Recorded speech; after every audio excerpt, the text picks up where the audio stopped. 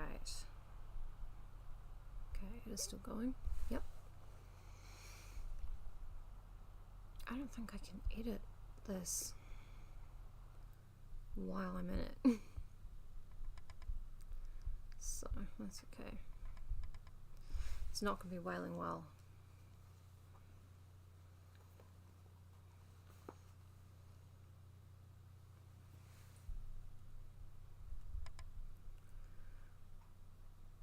Fix the link.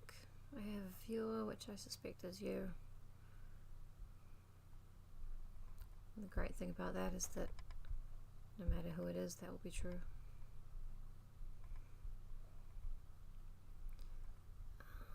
The Adventure of the German Student. Here it is.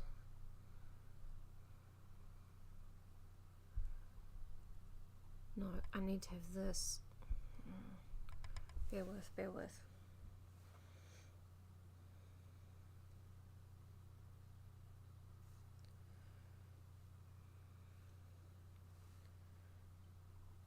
Yeah, okay. Get in there.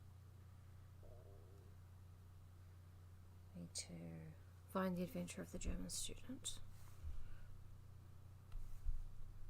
Oh, it's muted. Of course it is. I don't want to hear myself over myself. Yeah, it's working. Can you hear me? Can see me. Good. Good. Yeah, this is not going to be wailing well. It's going to be the Adventure of the German Student. Once I find it.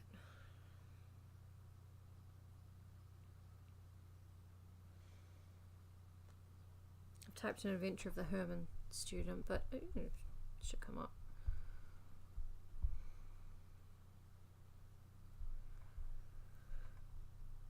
Okay. Nice.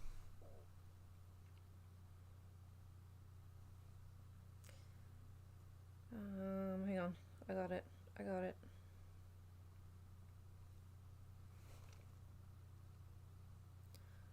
I've got 3 people here. That's pretty cool, actually.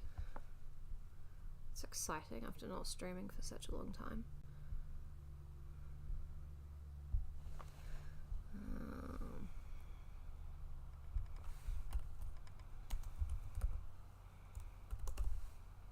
There we go. There's a link. Late, wrong title. Otherwise, pretty good. Otherwise, we're doing well.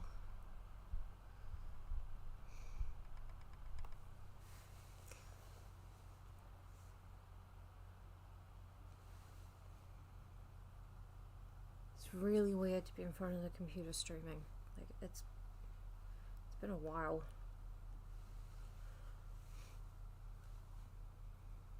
Hey Nick, how's it going? I missed all of you, but I missed me as well. I've been having a very bad dream all year. Now I'm awake, which was pretty good. Hey, Tetra, what's up? Nice. Yeah, it has been a while. Hellthread intervened, Hell Life intervened, but I even found my copy of Villette, so we can actually finish that at some point, which would be quite good, I think.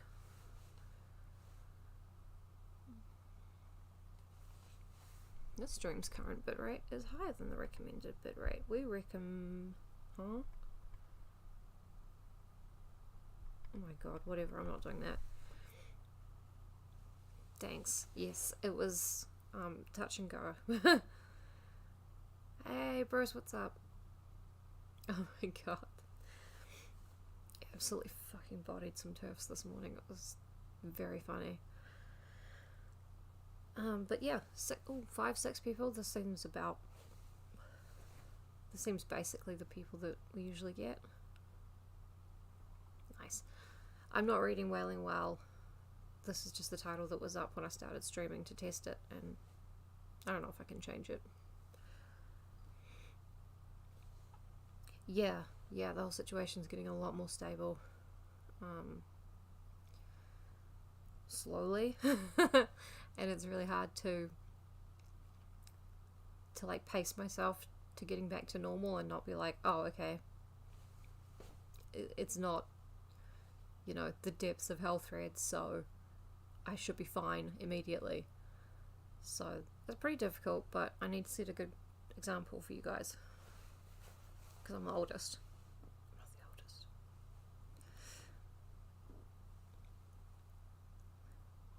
Yeah, this looks like us today.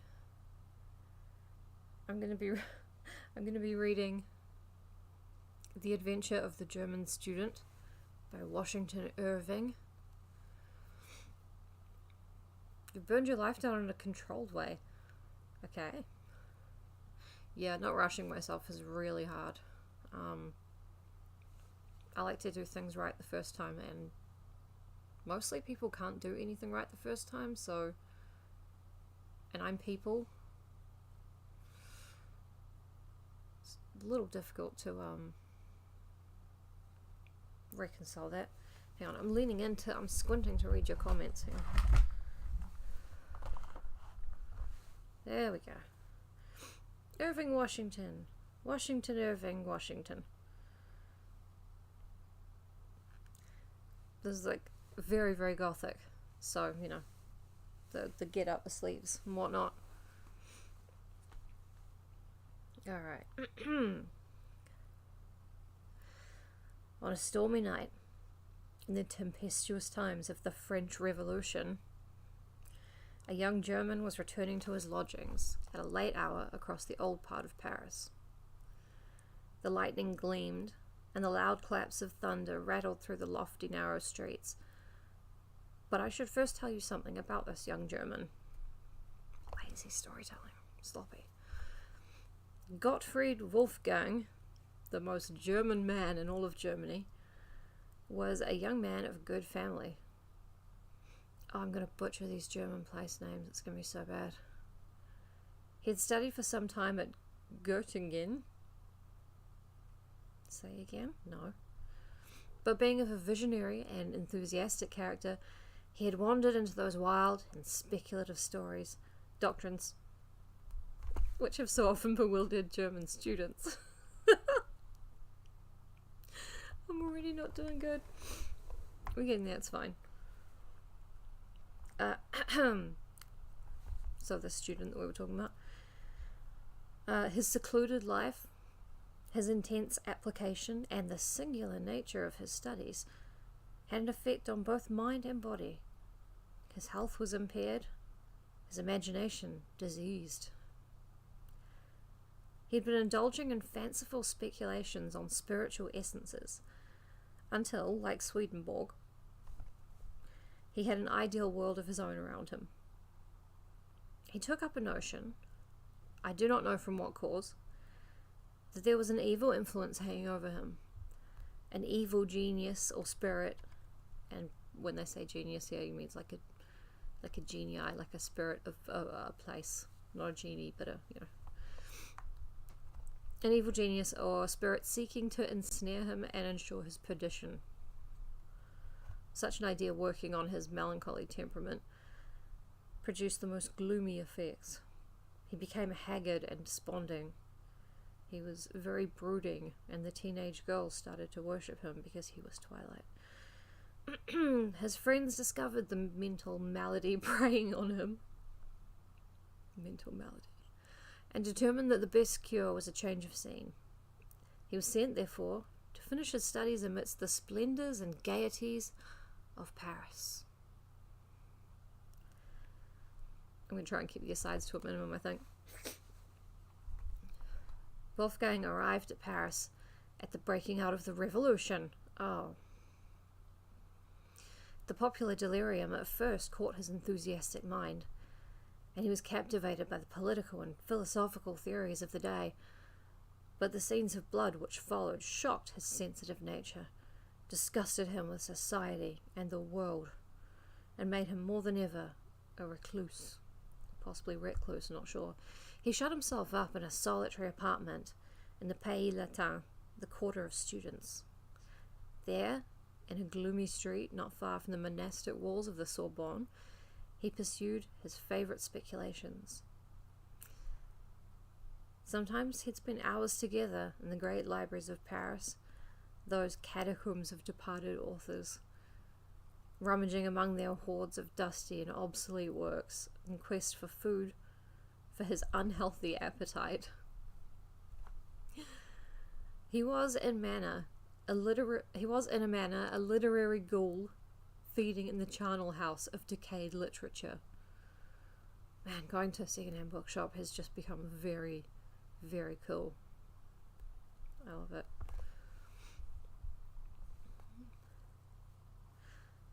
Wolfgang, though solitary and recluse, was of an ardent temperament, but for a time it operated merely on his imagination. It means he was super horny, but he didn't have a girlfriend, he just had like a pillow. Or a turnip or something like that, I don't know.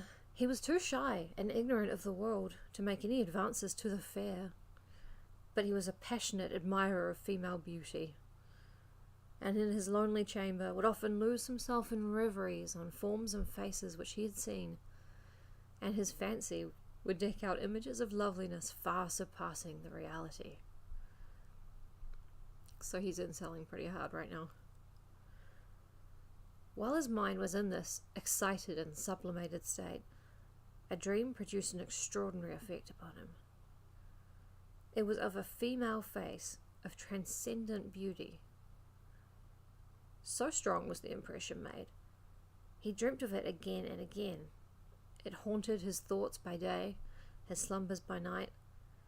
In fine, he became passionately enamored of this shadow of a dream.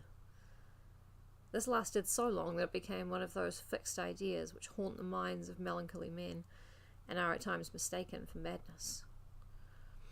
No, I think having an imagination girlfriend that you visit when you're dreaming for years is pretty close to madness. But such was Gottfried Wolfgang. Hang on.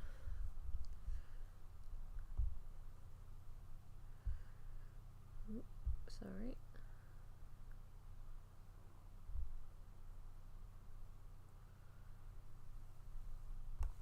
Gotcha. I'm back. Diseased imagination is how Germans say someone's an artist or a philosopher. I like to think he was a poster. You know, we've definitely got diseased imaginations. And parasocial relationships, but it's with like YouTubers, not dreams. We have better tech now. Anyway, such was Gottfried Wolfgang, and such his situation at the time I mentioned. He was returning home late on a stormy night through some of the old and gloomy streets of the Marais, the ancient part of Paris. The loud claps of thunder rattled among the high houses of the narrow streets. He came to the Place de Grève, the square where public executions are performed. And remember, this is the French Revolution, so that's a guillotine. It's not like a... It's not changing your expressions suddenly for a baby to laugh at.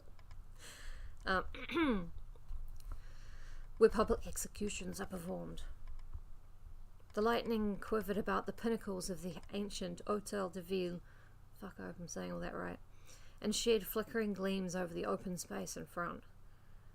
As Wolfgang was crossing the square, he shrank back in horror at finding himself close by the guillotine.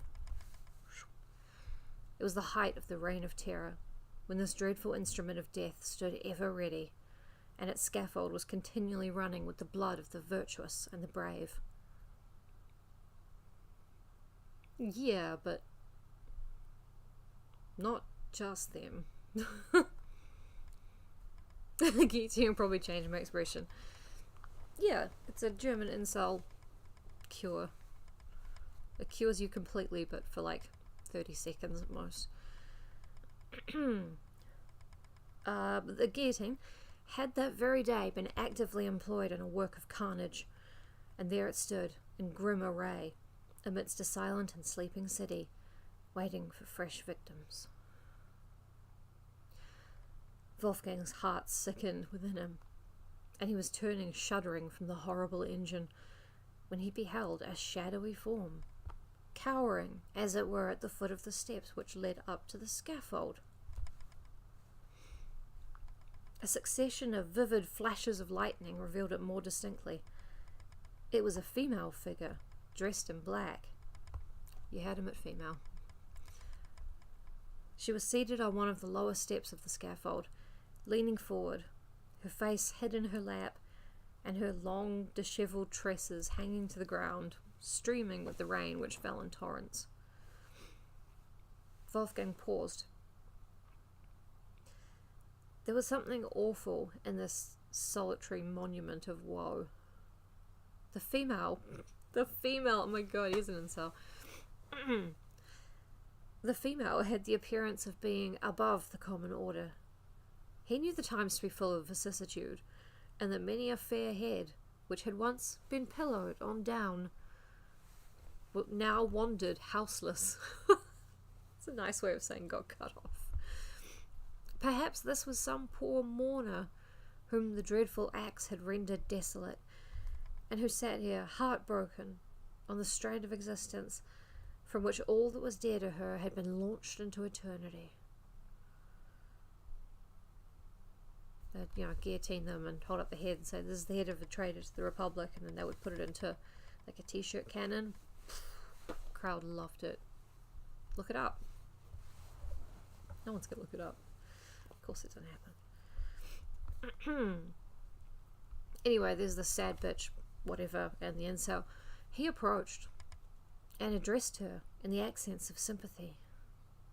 She raised her head and gazed wildly at him. What was his astonishment at beholding, by the bright glare of the lightning, the very face which had haunted him in his dreams. Yeah, she can't be virtuous, because those ones, yeah, they were beheaded. Like unicorns. They put the heads in normal cannons, but they could have put a t-shirt in there. Anything's a t-shirt cannon if you're better at building cannons than I am. Anyway, this bitch has the face that he's been dreaming about for a while. The very face which had haunted him in his dreams. It was Sad Bitch in the Incel by Katherine Parker and Irving Washington, the American or somebody. It, by which I mean her face, it was pale and disconsolate, but ravishingly beautiful. Trembling with violent and conflicting emotions, Wolfgang again accosted her. He spoke something of her being exposed at such an hour of the night. Oh, don't expose yourself to it, come on, Wolfie. And to the fury of such a storm, and offered to conduct her to her friends. She pointed to the guillotine with a gesture of dreadful signification. "I have no friend on earth," said she.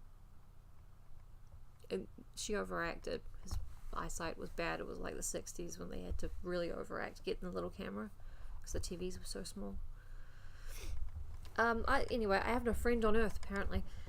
"But you have a home," said Wolfgang. "Yes, in the grave." The heart of the student melted at the words, because she was the first emo girlfriend. "If a stranger dare make an offer," he said, without danger of being misunderstood, "I would offer my humble dwelling as a shelter, myself as a devoted friend. I am friendless myself in Paris, and a stranger in the land, but if my life could be of service, it is at your disposal, and should be sacrificed before harm or indignity should come to you." Yeah, he wants to bang Matus. Oh, no, he doesn't, because there was an honest earnestness in the young man's manner that had its effect. Thank you, Washington. Washington Irving body pillow, yeah. Ben Franklin body pillow would be pretty funny. But I don't know why. It's just a thought that popped in my head. So yeah, he had that honest earnestness shit going on, and she was like, "That's what's up." His foreign accent too was in his favour. It showed him not to be a hackneyed inhabitant of Paris. Oh yeah, boring. Indeed, there is an eloquence and true enthusiasm that is not to be doubted. The homeless stranger confided herself implicitly to the protection of the student. He supported her faltering steps across the Pont Neuf, and by the place where the statue of Henry IV had been overthrown by the populace. The storm had abated, and the thunder rumbled at a distance. All Paris was quiet. That great volcano of human passion slumbered, for a while, to gather fresh strength for the next day's eruption. God, even the city's horny. The student conducted his charge through the ancient streets of the Pays Latin, and by the dusky walls of the Sorbonne, to the great dingy hotel which he inhabited. The old portress who admitted them stared with surprise at the unusual sight of the melancholy Wolfgang with a female companion.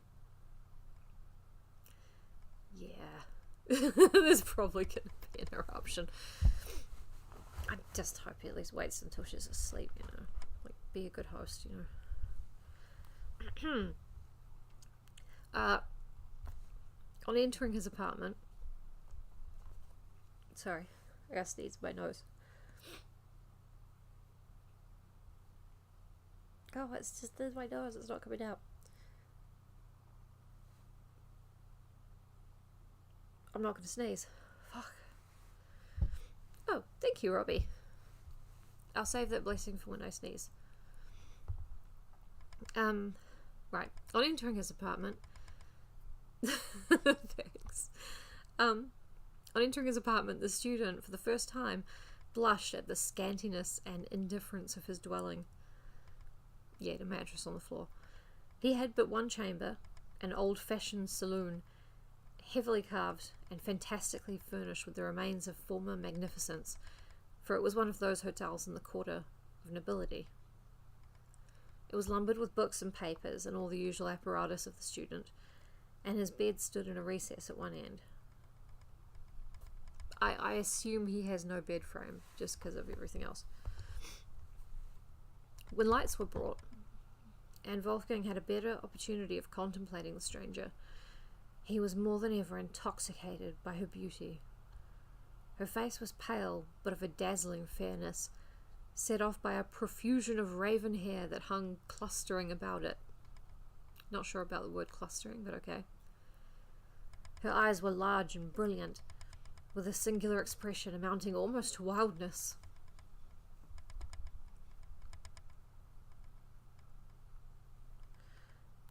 Oh, that felt really weird.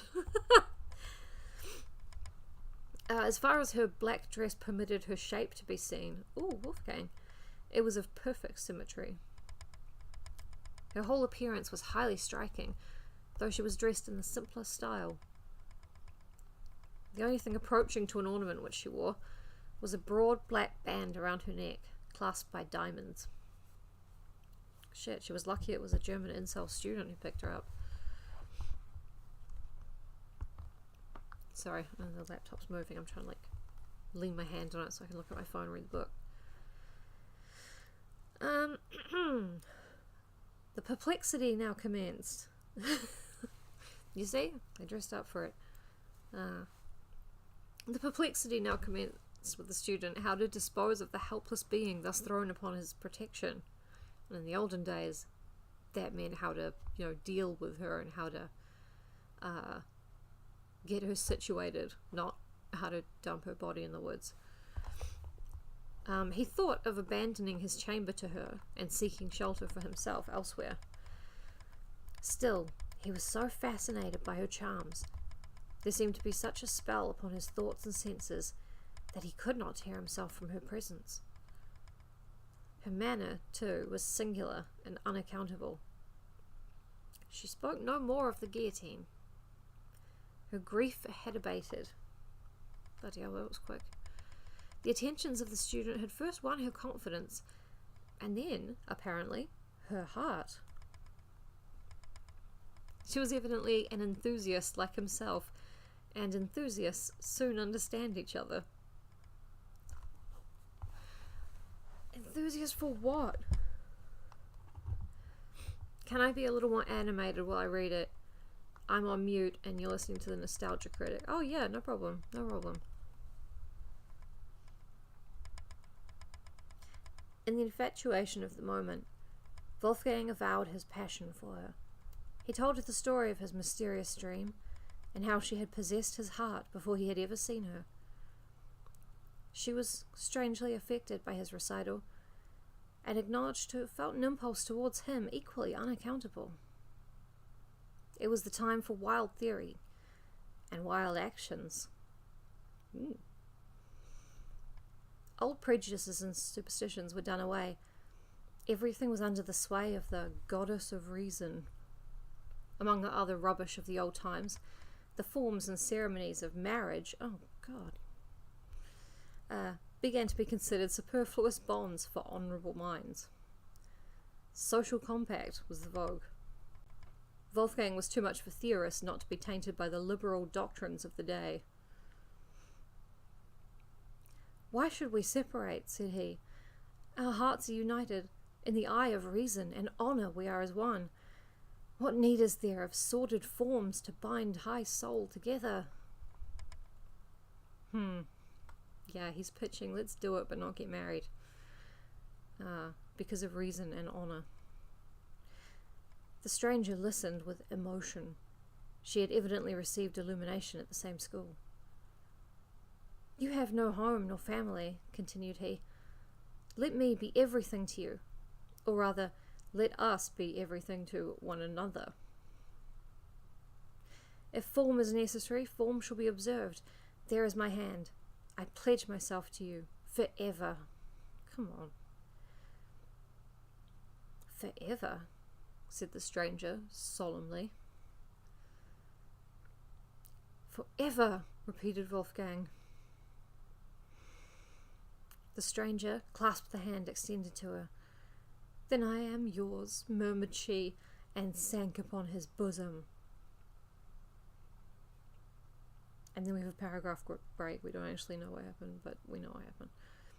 The next morning, the student left his bride sleeping, or the orphan girl he tricked into sleeping with him, one or the other, and sallied forth at an early hour to seek more spacious apartments suitable to the change in his situation. Yeah, the words between "need a place to stay" and "let's bang," you gotta fanfic that for yourself.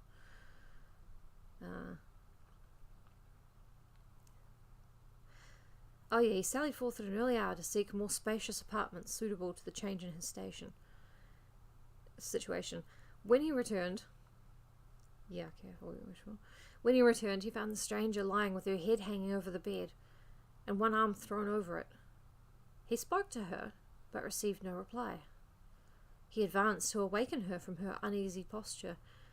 On taking her hand, it was cold. There was no pulsation. Her face was pallid and ghastly. In a word, she was a corpse. Yep. Let's spell it out. Horrified and frantic, he alarmed the house. A scene of confusion ensued. The police were summoned. As the officer of police entered the room, he started back on beholding the corpse. "Great heaven!" cried he. "How did this woman come here?" "Do you know anything about her?" said Wolfgang eagerly. He doesn't know her name. Oh my god. "Do you know anything about her?" said Wolfgang eagerly. "Do I?" exclaimed the officer. "She was guillotined yesterday." He stepped forward, undid the black collar around the neck of the corpse, and the head rolled on the floor. What? The student burst into a frenzy. "The fiend! The fiend has gained possession of me!" shrieked he. "I am lost forever!" They tried to soothe him, but in vain. He was possessed with a frightful belief that an evil spirit had reanimated the dead body to ensnare him. He went distracted, and died in a madhouse. Here the old gentleman with the haunted head finished his narrative. "And is this really a fact?" said an inquisitive gentleman. "A fact not to be doubted," replied the other. "I had it from the best authority. The student told it me himself. I saw him in a madhouse in Paris." The end. It's such an abrupt ending. Also, Robbie, I've been trying to stay completely still with my body and not move my hands at all. Because, like, why aren't you listening? Don't tell me when to be theatrical. I'll be theatrical the opposite way. But thank you for tuning in. Please smash that subscribe button. Yeah, it's a sudden ending. Anyway, her head fell off. He went insane. Also, this is apparently a story being told to somebody else who's like, is that legit? And then the guy's like, yup. Pretty good story. Hey, skewer. Robbie, I have like... Yes, it's good to be doing it again. It's actually a lot... It's good. I was a little worried, but it was fine. Yeah, Robbie, I have this thing where if anybody tells me to do something, I'll try and do the opposite just instantly. So even at a much later age than it should have been, my parents could still trick me into getting ready for school by going, you know, don't eat your breakfast. Don't you dare eat your breakfast. Don't put your shoes on. You've got one shoe on, don't put the other shoe on. And I'd be like, I'm eating my breakfast and getting dressed for school. Shit. Fuck. Put you in your place. No, it was fair. It was a fair comment. I just, don't fucking stream ever again. Oh, okay. The stream is now a 24-hour one. And no, I did not sleep last night. Yeah, we're all gonna die here. But yes, no, this was really fun. I read this story like 6 months ago, and I really wanted to read it for you guys, because there's just so much that's like, yeah, I do stream on Twitch. Oh, I did. I'm gonna set it up so I can stream again. What do I play on Twitch, you guys like? I played Dead Rising 2. A lot of Kingdom Come Deliverance, but during those streams, I would just fall asleep. Like, I'd be looking at the trees and looking at the comments, and like you could see me fall asleep for micro naps. It was so dumb. Oh yeah, I have a lot more books. If you check my channel, we've read... God, what have we read? Dracula. Dracula was a fun one because everybody in the chat got in on it, making fun of all these guys who were just useless fucking dipshits. And Mina knowing what to do all the time. But they're just completely ignoring her because she's a woman. And they're like, oh, he's such a dumb bitch. So we're all cheering along. Frankenstein was good. We read all of Frankenstein. Thank you. Yeah, I like them too. They were fun. Very vexing. Yep, Wuthering Heights. We did Wuthering Heights where Kathy died of being vexed. We are in the middle of Villette by Charlotte Bronte. And then I lost the book. And then a bunch of stuff happened and I ended up not streaming for a year. But I found the book again, so... we did a bunch of short stories. And... Oh, Tingle Mingle! I don't know if you've heard of Chuck Tingle, who writes those insane porno novels about dinosaurs and race cars. Like, dude's amazing. So I have read I have read Chuck Tingle stories on YouTube for you guys. Sight unseen. Like I'm reading the words for the first time as I'm reading them out loud, and I did not know how graphic those scenes actually were going to be.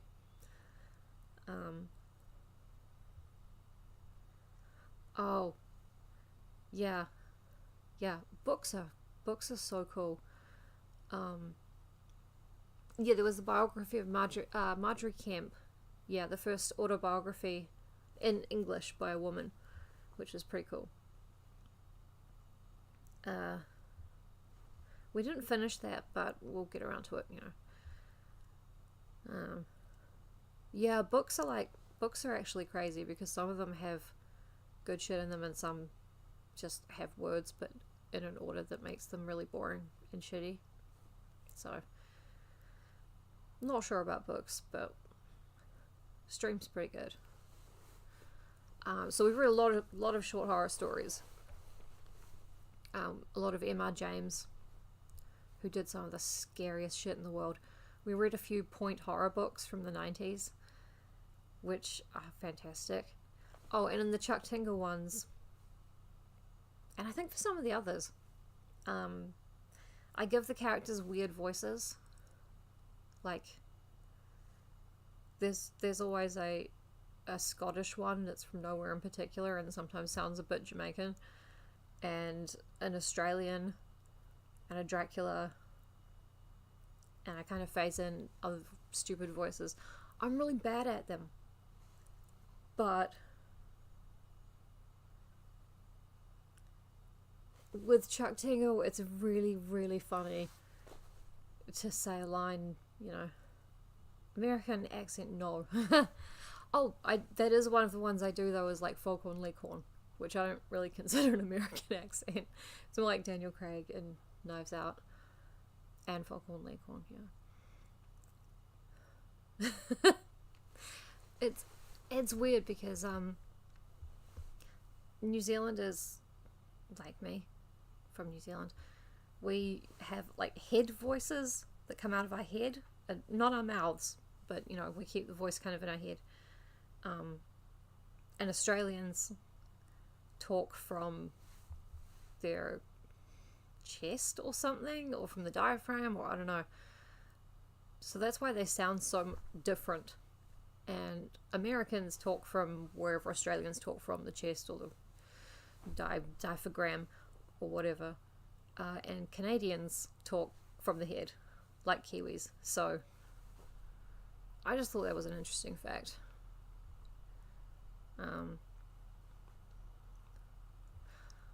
Oh, I do Betty Boop really badly.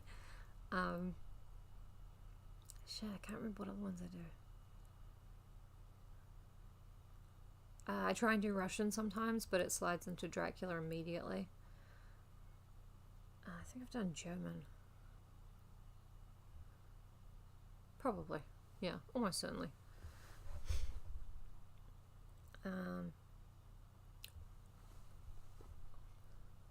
I was gonna say I should do the Sharon voice, but I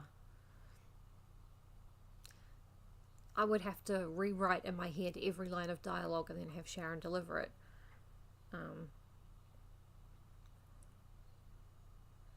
Yeah, Betty Boop is the Joker.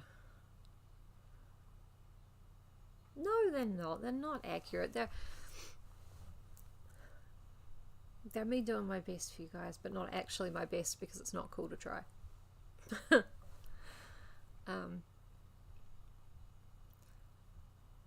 Yeah, it really adds something to a sex scene between a housekeeper and a triceratops who is a duchess.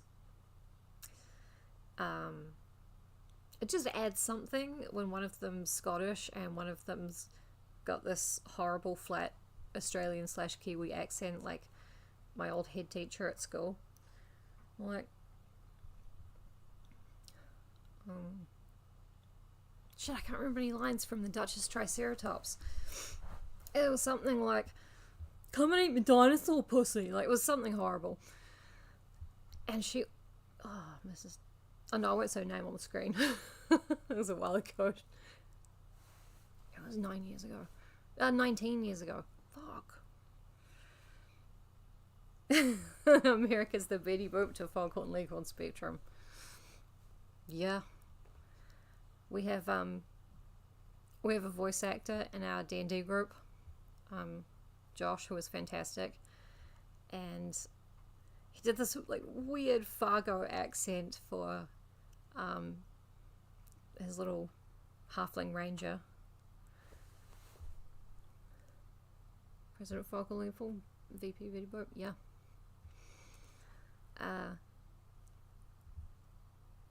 What else was I going to say? Can't remember. The only accent I can't actually do is a really broad Kiwi one.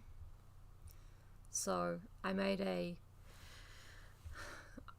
D&D character who is a rip-off of some girls I went to school with, you know, like really tall, very strong 6'5" netball players, you know, who are farm girls.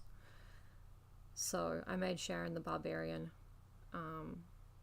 so I could mimic a Kiwi accent, like a real broad rural accent. Sharon has been a lot of fun to play.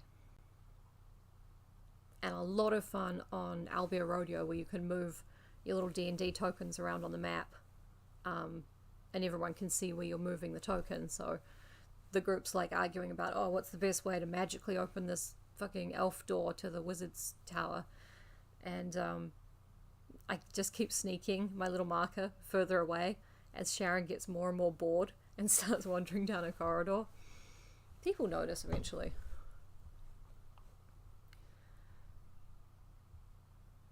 Far, I'm sure if you did it, I'd find it identical to your regular accent, actually. Far out. That's grouse. Gross is bad, but fucking grouse is amazing. Actually, no, Sharon doesn't swear. She just kind of declares things really loudly. Yeah. One time I was at anime. I was a drawing. All the walls were made of paper. Instead of shaking hands, you gotta bow in half real hard and hit your head on a table. Far out. It hurt like heck, but I was being very well mannered. So that is also how I used to talk in the 90s, like as a kid.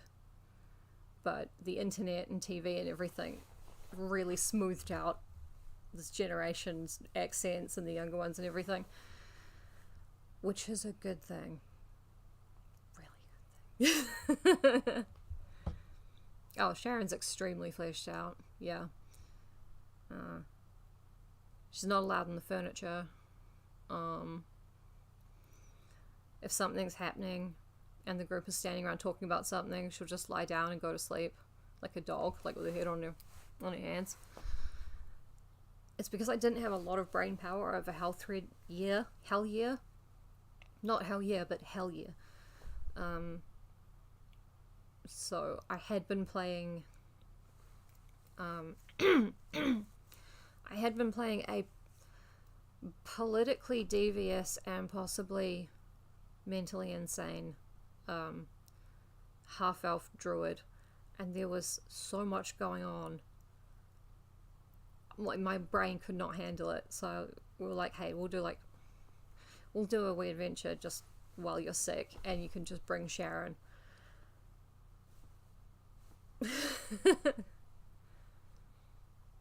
Oh yeah, I didn't bring a drink out here.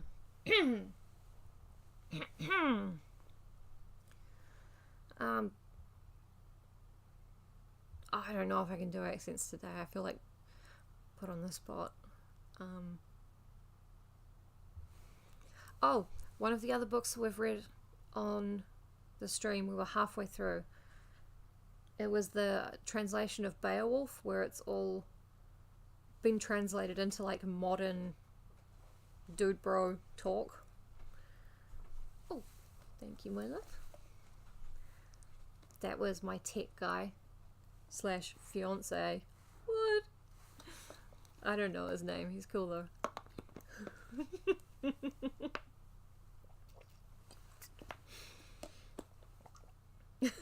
You can hear me. Thank you. But yeah, voice actor in the D&D group is amazing. He had this Vincent Price voice for little leaving Scream, unsubscribing because I'm engaged. Yeah, I actually expected to lose a lot of followers when I announced my engagement, but I didn't.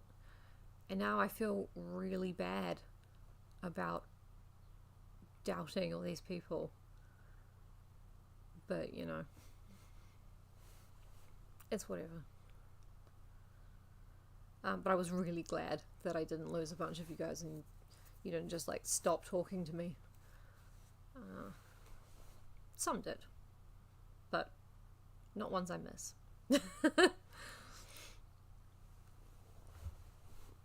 Well, I mean, winning my heart's the easy part. It's taking it back from the cursed island where it lies inside a cave, inside a tomb, inside a bigger cave. You know, if you can get across the sea with that heart, maybe. If you can get across the sea with that heart without turning into some kind of hideous undead Draugr or Rusalka. Yeah, I'll think about it. I wouldn't. But yes, that is the good thing about this year, which has been absolute hell with the fucking psychiatrist cutting my meds in half. Yeah, good on ya, mate. The good thing that happened this year was getting engaged, and he's awesome. He's my best friend.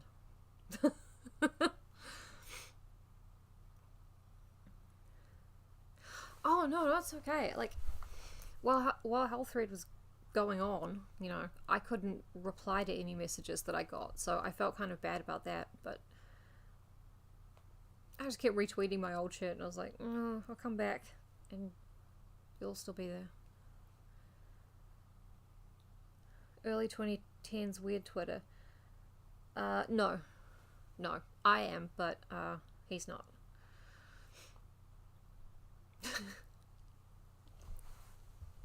Yeah, a man rushes his son to the emergency room, and the poster is like, I can't fucking own this kid on Twitter.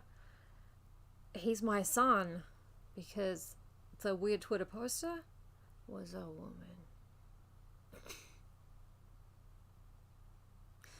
I'm getting tired, but it's been really cool catching up with you guys.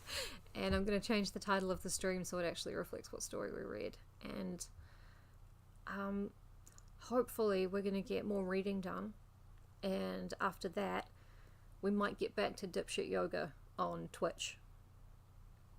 I don't know if all of you are around for dipshit yoga.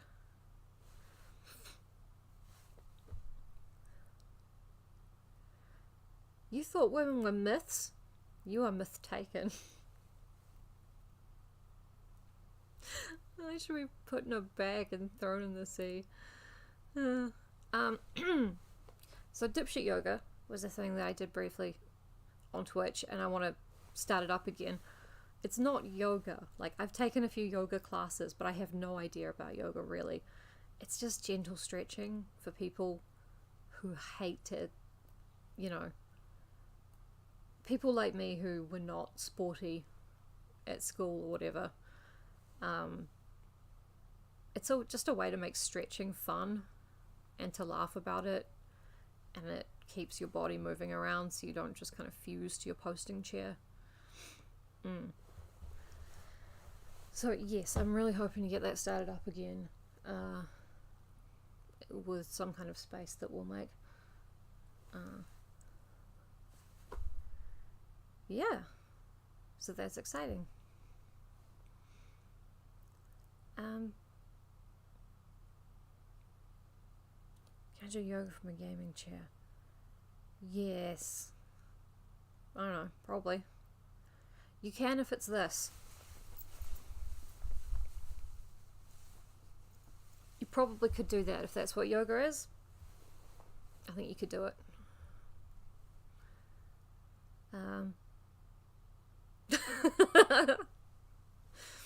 Yeah, you should see my flailing. It's crazy.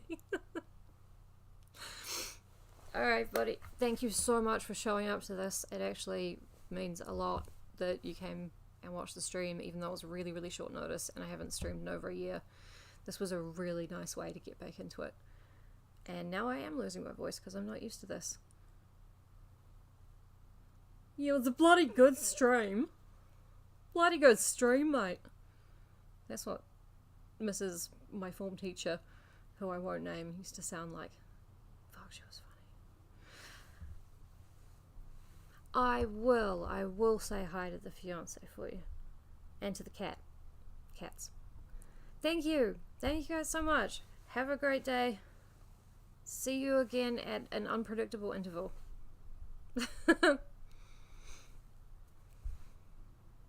Thank you for congrats. Robbie, I will give your hello to the cat.